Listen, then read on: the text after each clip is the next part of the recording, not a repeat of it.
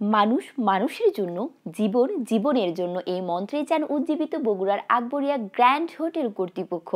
এক শতাব্দী ধরে শহরের ছিন্নমূল মানুষের মাঝে পরম মমতায় খাবার বিতরণ করে বিরল দৃষ্টান্ত স্থাপন করেছেন হোটেলটির মালিকপক্ষ। ঘড়ির কাঁটায় রাত 9:30, খ্যাচ খ্যাচ কুচকুচ গটগট হরর হরর শব্দে মুখরিত হোটেল আকবরিয়া। চলে ছিন্নমূল মানুষের খাবার প্রস্তুতি। বগুড়ার ফুটপাত ও বস্তিতে থাকা মানুষেরা সারাদিন যেখানেই থাকেন না কেন, রাত ঠিক 11টায় বগুড়ার আকবরিয়া হোটেলের সামনে সারিবদ্ধভাবে হাতে পলিথিন নিয়ে বসে যান। তারা করোনাকালীন এ সময়েও খাবার পৌঁছে দিচ্ছেন কর্মহীনদের কাছেও। হোটেল মালিকের শুরু করা এই মানবিক কাজ এখন এগিয়ে নিচ্ছেন তার সন্তানেরা। হোটেলের প্রথম অবস্থায় যে খাবারগুলো বাঁচত সেখানে সে কিছু মুসাফির গরিব মানুষ, উনি ফকির বলতে নিষেধ করে গেছেন, তাদেরকে খাওয়াতো। তখন দেখে যে 5টা 10টা থেকে 200 250 300 500 লোক হয়ে যায়। তখন সে এটা সম্পূর্ণভাবে আলাদার ব্যবস্থা করেন, আলাদা পাক, তাদের জন্য আলাদা বাজেট। এইভাবে সে এটাকে দিয়ে যায় আমাদের উপর এবং আমরা এটাকে কন্টিনিউ করতেছি, এখনও করতেছি। এবং সে একটা কথা বলে যায় মৃত্যুর আগে যে তোমরা যতদিন আসো, আমার এই হোটেল ব্যবসা যতদিন থাকবে ততদিন যেন আমার এই লোকগুলা একবেলা হলে খাইতে পায়। তোমরা যদি একবেলা খাও, আমার এই লোকগুলো যেন একবেলা খায়।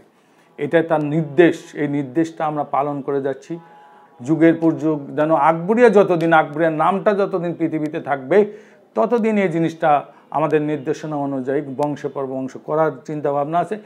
অনেক দিন ধরে খাওয়া দাওয়া করি, 10-15 বছর হবে। মনে করেন এই আকবরা ভাত দিয়ে আমার সারাদিন চলে যায়। রাতে খাই, সকালে খাই, আবার দুপুরবেলাও খাই। আকবরা আছে দেখে মনে করেন আমরা টিকা আছি।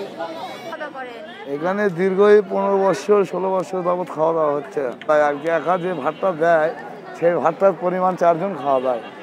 এই আকবরি না থাকলে অসহায় লোকগুলো মারা যেত।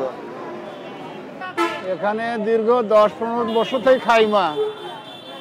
খাবারে মাংস থাকে, মাছ থাকে, ঘাটি দিয়ে মিশাল দিয়ে ভাত গরম হয়। সুন্দর খাবার, দিনে যেমন তেমন রাতের খাবারটা খুব সুন্দর গরম খাওয়া। 20 বছর হলো খানা খাই, খুব ভালো খানা। ডিম, গোশ, মাছ, দই, বিরিয়ানি আমি এখানে খাই, আমার পরিবারের জন্য নিয়ে যাই। কাজ শেষ করে বাড়ি ফিরি, তখন দেখি ওনাদের হোটেলের সামনেই সারি সারি শত শত লোকজন প্রতিদিন যারা অভাবী বা দুস্থ মানুষজন আছে তারা বিনামূল্যে খাবার পায়। এটা আসলে মহৎ উদ্যোগ। বিশেষ করে আমাদের মতো তরুণ যারা আছি, আমাদের কাছে এটা আসলে অনেক বড় ইন্সপিরেশন। যেন আমরা ওনাদের দেখে আমরা শিখতে পারি, যেন ভবিষ্যতে আমাদেরও যদি সামর্থ্য হয় আমরা যেন মানুষের জন্য কিছু করতে পারি।